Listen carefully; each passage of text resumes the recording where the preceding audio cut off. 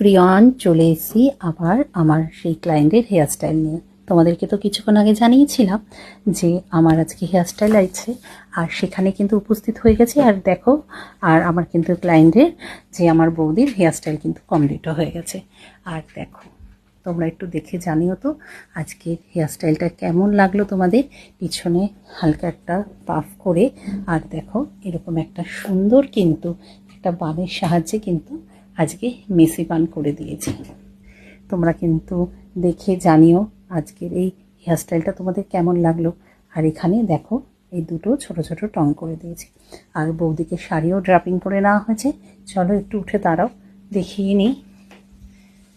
তোমরা কিন্তু অবশ্যই কমেন্ট করো আজকে আমার এই ক্লায়েন্টের হেয়ারস্টাইলটা তোমাদের কেমন লাগছে। আর এই দেখো, শাড়িটা এখনও ফিনিশিং হয়নি, এখন ফিনিশিং করব। এরপরে আবার তোমাদের সাথে ভিডিও নিয়ে হাজির হব। এখন বৌদিকে এইটা আমি লাগিয়ে নেব। চলো টাটা, আবার নেক্সট ভিডিও নিয়ে হাজির।